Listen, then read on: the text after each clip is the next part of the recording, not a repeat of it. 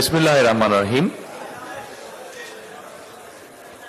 আজকে এই অনুষ্ঠানে উপস্থিত ঢাকা 17 আসনের বিভিন্ন সামাজিক অনুষ্ঠানের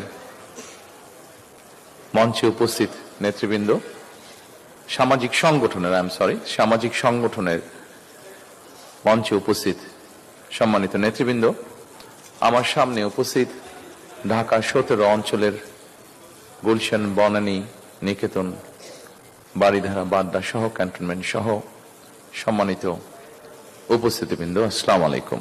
সাংবাদিক ভাইরা, আসসালামু আলাইকুম। এখানে আমি যখন বক্তারা বক্তব্য রাখছিলেন, আমি বসে বসে শুনছিলাম এবং চিন্তা করছিলাম যে কোন কোন বিষয়গুলোকে আমি অ্যাড্রেস করব। প্রথমেই আমাদের ব্যারিস্টার সাদাত যেই পয়েন্টগুলো দিয়ে কথা বলেছে,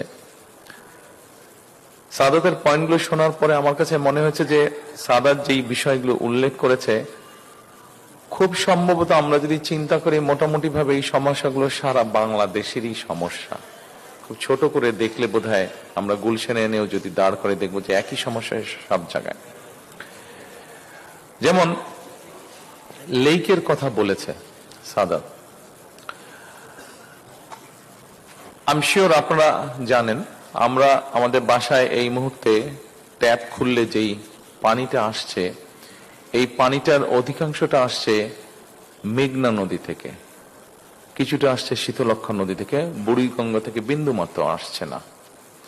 কেন আসছে না? বুড়িগঙ্গার পানিটা, বুড়িগঙ্গা কিন্তু সবচেয়ে কাছের নদী আমাদের ঢাকা শহরের, কিন্তু আসছে না বিভিন্ন ভাবে।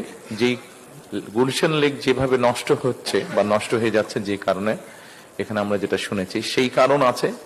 এছাড়াও বুড়িগঙ্গার আশেপাশে বিভিন্ন মিল, ফ্যাক্টরি, ইন্ডাস্ট্রি যে গার্বেজ গুলো আছে বা ডিব্রিজ গুলো আছে বা ময়লাগুলো আছে, এগুলো সব গিয়ে পড়ে পড়ে বুড়িগঙ্গা নদীর পানিটা একদম পয়জন হয়ে গিয়েছে।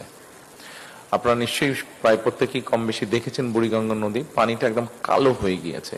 এবং আমি একজন এই ব্যাপারে এক্সপার্টিস আছে, বেশ কিছুদিন আগে কথা বলছিলাম, তা আমি তখন ওনাকে বললাম, জিজ্ঞেস করলাম যে কিভাবে সমস্যাটার সমাধান করা যায়। পাশ দিয়ে গেলে খুব ভালো স্মেলও হয় না বুড়িগঙ্গা নদীর পানি থেকে।